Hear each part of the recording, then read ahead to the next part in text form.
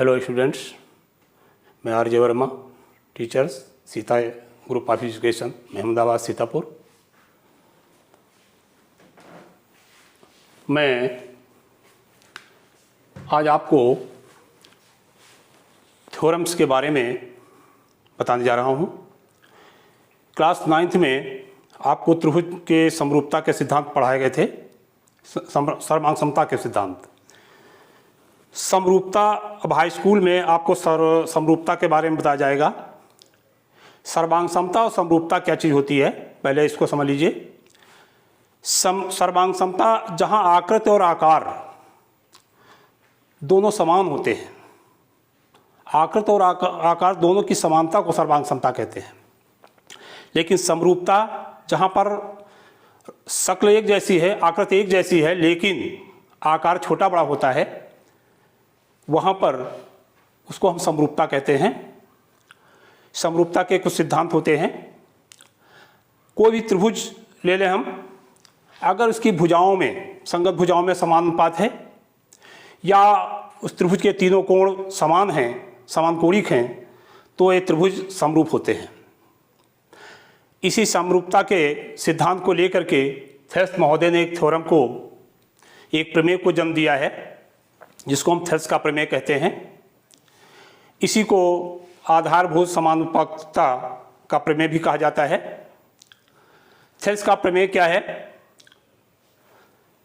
किसी त्रिभुज में किसी भुजा के समांतर खींचा गया रेखाखंड शेष दो भुजाओं को समान अनुपात में विभाजित करता है।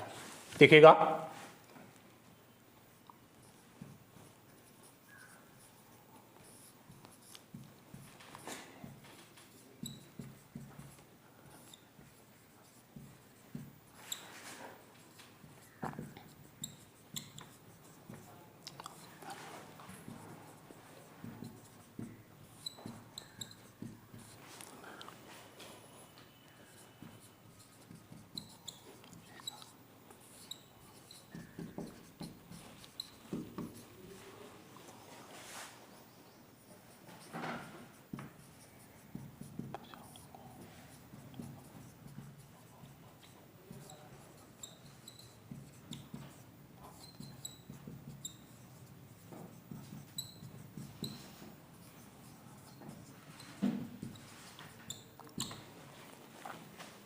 ये हमारी थ्योरम है। त्रिभुज की किसी भुजा के समांतर खींचा गया रेखाखंड शेष दो भुजाओं को समान अनुपात में विभाजित करता है। देखिएगा, ये आपका एक ट्रायंगल दिया गया है, त्रिभुज दिया गया है ABC, जिसमें AB के समांतर एक रेखाखंड खींचा गया है DE। अब देखिए जरा, इसमें जो थ्योरम है इसको जरा पढ़ करके देखिए। त्रिभुज की किसी भुजा के समांतर, हमने त्रिभुज जो लिया उससे BC के समांतर D रेखाखंड खींचा गया है। शेष दो भुजाएं कौन सी बची हैं? AB और AC। तो शेष दो भुजाओं को समान अनुपात में, यानी D और E बिंदु जो दिए गए हैं वो AB और AC को AD अनुपात DB और AE अनुपात EC के अनुपात में बांट रहे हैं। हमको ये प्रूव करना है कि समान अनुपात विभाजित करते हैं, अर्थात AD, जो अनुपात AD और DB में है वही अनुपात AE और EC में है। ये हमको सिद्ध कर देना है। देखिएगा,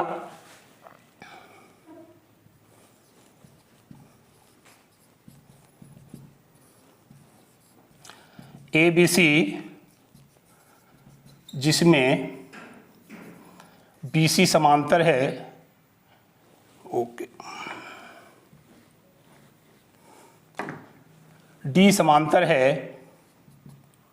BC, खींचा गया है। सिद्ध करना है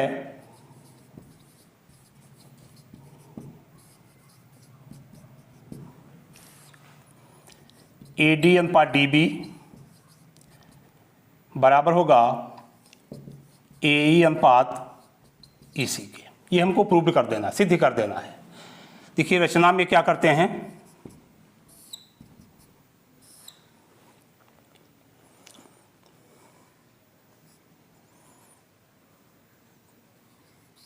बी से ई व सी से डी को मिलाया,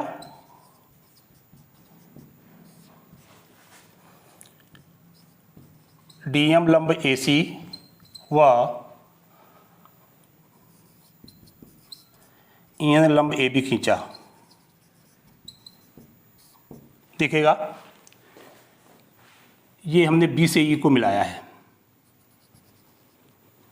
या सी से हमने डी को मिला दिया है, ये हमने लंब डाल दिया है, ये भी हमने लंब डाल दिया है।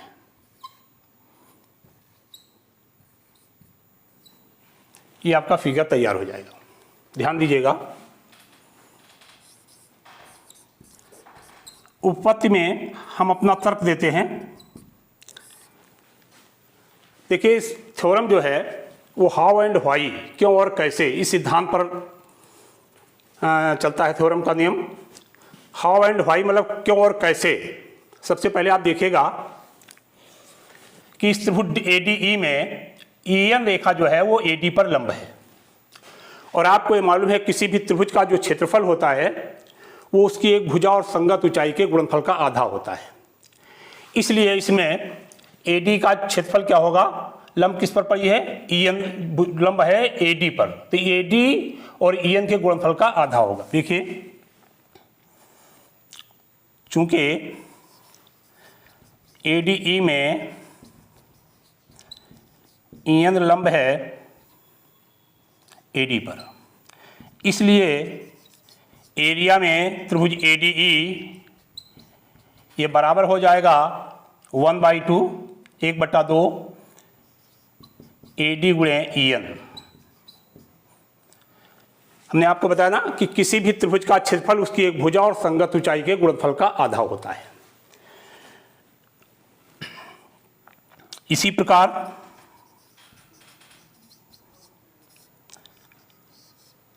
त्रिभुज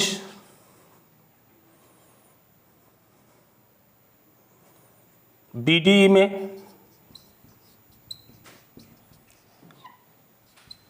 EN लंब है DB पर, इसलिए एरिया में त्रिभुज BDE ये हो जाएगा 1/2 DB गुणे EN। अब हम देखते हैं दोनों त्रिभुजों के क्षेत्रफलों में अनुपात लेते हैं। एरिया में त्रिभुज ADE अनुपात एरिया में त्रिभुज BDE ये बराबर हो जाएगा 1/2 AD गुणे EN 1/2 DB गुणे EN। या ये आपका आ जाएगा 1/2 कट जाएगा, 1/2 कट जाएगा, EN और EN कट जाएगा, या आपका अनुपात आ जाएगा AD अनुपात DB। एक इक्वेशन, एक समीकरण बन जाएगा। फिर यह देखिएगा ADE त्रिभुज को फिर से लीजिए आप, तो इसमें जो DM है वो AE पर लंब है, त्रिभुज वही है, लेकिन भुजा जो है वो संगत भुजा हमारी बदल जाएगी, क्योंकि लंब अब जो है वो AE भुजा पर है। तो यहाँ दिखाएंगे एरिया में AD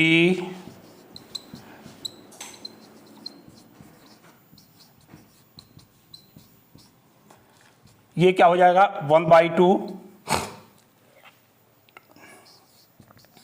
1/2 AE गुणे DM तथा त्रिभुज CDE में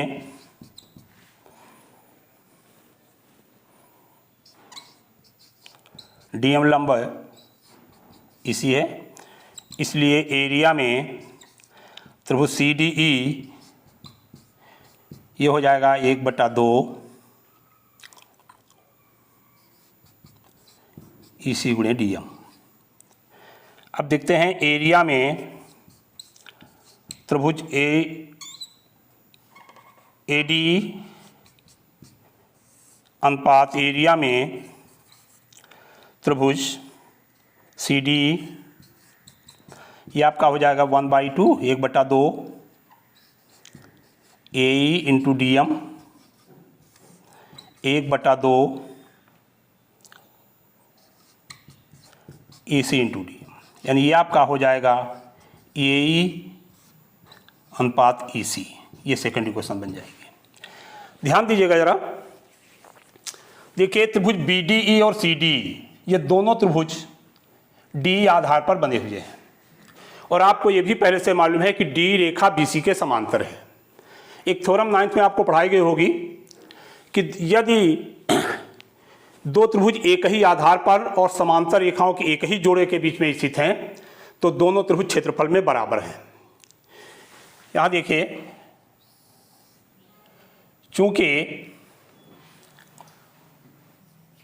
एरिया में त्रिभुज BDE बराबर है एरिया में त्रिभुज CDE। क्यों बराबर है?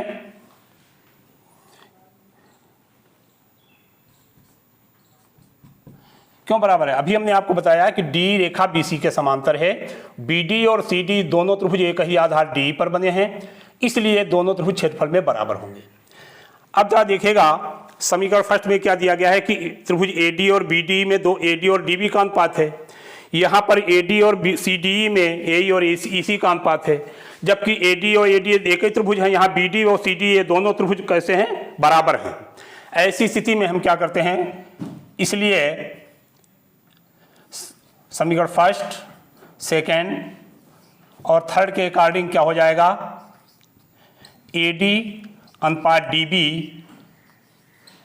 ये बराबर हो जाएगा AE अनुपात EC के। यही आपको प्रूव करना था।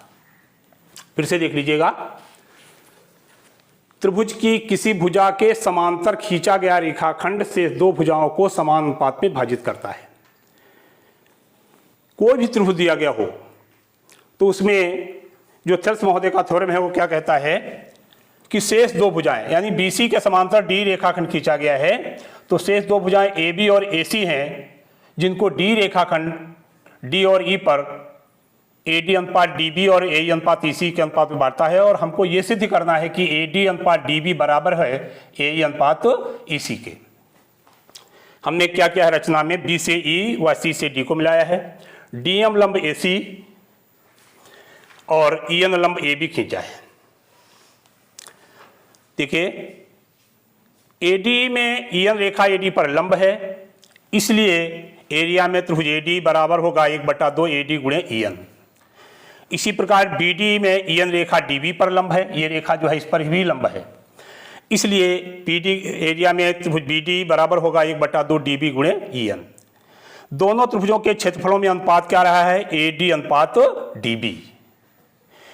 इसी प्रकार देखेंगे आपकी AD का क्षेत्रफल जो है AED, एक ही त्रिभुज है वो, चाहे उसको ADE कहें, चाहे AED कहें, चाहे DAE कहें, त्रिभुज वही है आपका। तो इसका जब क्षेत्रफल लेकर तो इसका क्या आ रहा है, इसमें देखिए हमने क्या लिया है, जो भुजा हमने चेंज कर दी है।